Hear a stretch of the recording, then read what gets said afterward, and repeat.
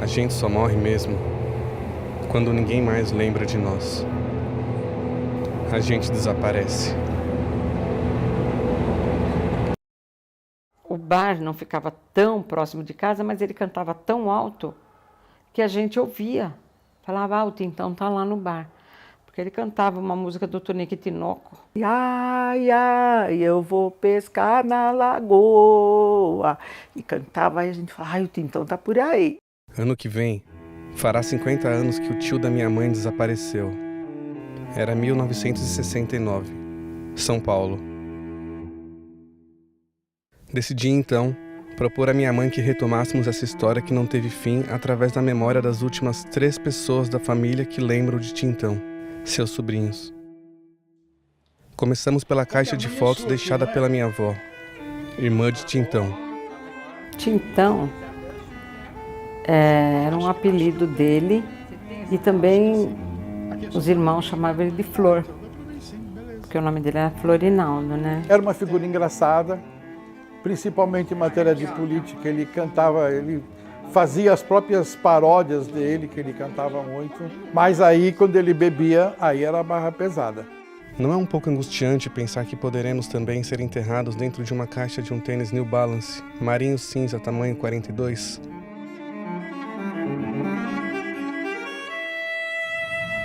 Eu lembro bem quando ele estava lúcido, ele trabalhava, ele era gentil com as pessoas, ele era até mão aberta, ele até distribuía dinheiro quando ele recebia. A primeira pessoa que eu vi tatuado foi meu tio Tintão, que ele tinha escrito aqui assim, amor só de mãe.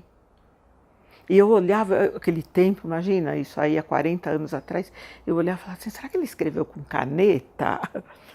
Ele era aquela pessoa assim, difícil de se ajustar no meio social, porque ele não era certinho, ele não cabia nessas forminhas que eu coube, por exemplo. Ele não cabia. Então, para ele, como ele era fora do esquema aí, ele sempre tinha dificuldade. Nenhuma foto dele. É difícil começar um filme sobre alguém sem qualquer referência imagética da pessoa. Fomos então na rua onde morava a família da minha mãe, na Moca, e onde ele foi visto pela última vez. Eu precisava de imagens para o filme. Terno azul marinho, camisa branca, gravata azul ou vermelha. Ele se apresentava assim muito bem. Dali a pouco, como ele bebia, com aquela roupa e tudo que ele estava, ele caía na rua e ficava de outro jeito. A gente estava sempre no ponto do ônibus e ele chegava às vezes logo cedo e às vezes já estava até alterado, né, pela bebida. Aí ele gritava nosso nome, ele reconhecia, a gente era mocinha, nós tínhamos até vergonha na época. Eu acho que, sei lá, né, deve ser uma regra de alcoólatra, né, que libera algum fantasma que está lá dentro, que não concorda com aquele homem bonzinho, educado. Aí a hora que dá para se libertar disso, solta o demônio. Às vezes, ando pelas ruas e penso nos momentos especiais que pessoas tiveram naquele mesmo lugar, tempos atrás. O pedido de namoro no portão do 125. A criança que aprendeu a andar de bicicleta do 133. Um grito de gol colado no rádio no 137.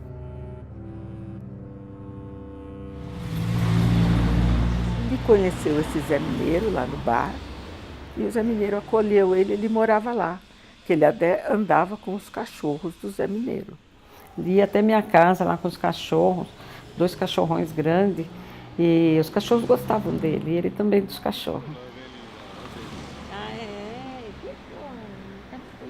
Engraçado que, enquanto gravava uma casa que me chamou a atenção, um cachorro se aproximou como que nos recepcionando.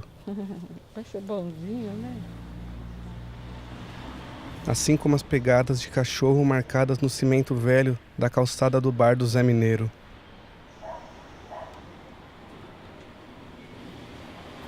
Fomos também até a delegacia do bairro. Nenhuma informação ou registro. Nenhum atestado de vida ou óbito. A gente só morre mesmo quando ninguém mais lembra de nós. A gente desaparece. Primeiro o corpo, depois as fotos e, por fim, a memória. Eu me lembro muito das paródias que ele fazia, sabe? Ele era criativo pra caramba, assim. Tinha uma música de sucesso, ele logo botava político no meio, fazia uma letra. Tinha uma que ele cantava muito assim: Getúlio na cadeia, Adhemar no xadrez, Pimenta do Reino no cu do Garcês. Esse Garcês era um candidato a governador no estado aqui de São Paulo, né? E o Getúlio, o Adhemar, então ele fazia paródia com todo mundo, assim. Por vezes ele gritava na rua, assim, eu sou comunista, pá. Mas sei lá, isso era influência dos irmãos. Porque ele teve dois irmãos homens, né? E os dois eram do Partidão. Naquela época era Prestes, que era o grande. Eu lembro que às vezes ele, inclusive, ele explorava mais esse lado quando ele bebia, porque ele ficava mais livre, eu acho, na cabeça dele, né? Aí ele falava que o governo não prestava. Isso aí ele falava direto, parava na frente de ônibus, o motorista não podia passar, porque ele ficava falando, eu sou comunista, passa por cima. E a polícia ele chamava de Gestapo o tempo todo. Então, alguém lá, alguém da polícia, alguém vai fazer, pô, estão matando tanta gente, um a mais, esse cara gritando que é comunista aqui no meio da rua, sabe? Por fim, fui até o Arquivo Público do Estado de São Paulo, onde estão os documentos do DEOPS, Delegacia de Ordem Política e Social. Após uma rápida pesquisa, uma senhora me trouxe o prontuário número 64492. Florinaldo de Almeida Machado. Mais uma vez, sem fotos. Data da prisão, 22 de março de 1946. Motivo da prisão, legitimação. Delegacia de Ordem Política. Motivo da prisão, averiguações. Verificação de identidade. Posto em liberdade 3 dias depois. Uns meses antes da minha avó morrer, ela estava na cama, tinha tido um derrame, e estava na cama, e um dia ele apareceu, do nada lá. Até parece que ele foi lá para se despedir.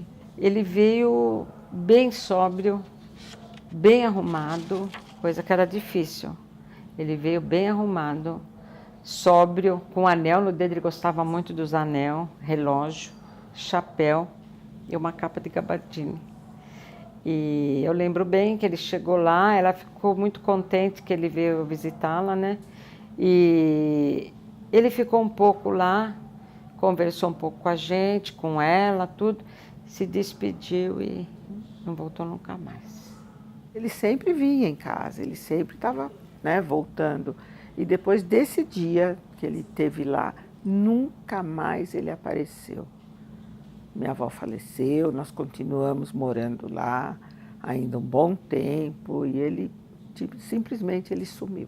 Uma pessoa desaparecer assim do nada é estranho, né? E nunca tivemos registro, notícia, mais nada dele, mais nada. Sem nenhuma outra informação, além dessa prisão 23 anos antes do desaparecimento, convidei minha mãe, tia Marlene e Valdir, para escreverem um final para essa história por meio de uma carta endereçada a Tintão.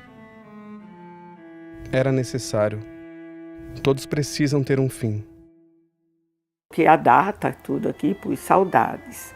Hoje levantei com saudades de quando morava na Moca, do meu tempo de criança e juventude.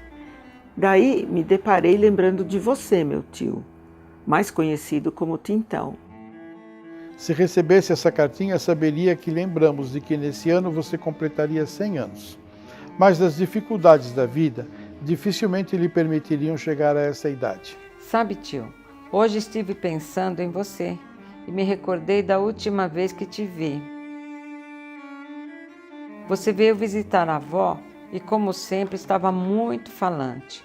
Lembro que você comeu o bolo que ela fez especialmente para você.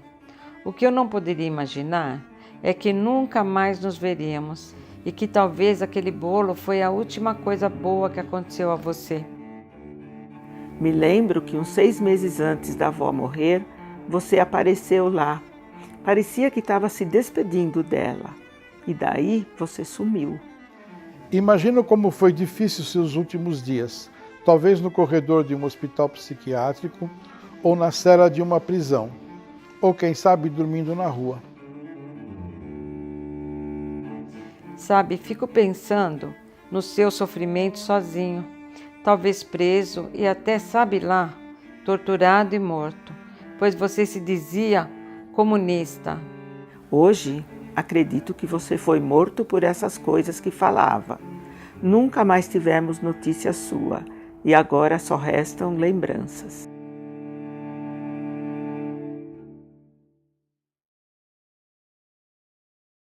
A gente só morre mesmo quando ninguém mais lembra de nós. A gente desaparece. Primeiro o corpo, depois as fotos e, por fim, a memória. A última pessoa que ver esse filme será o último suspiro de Tintão.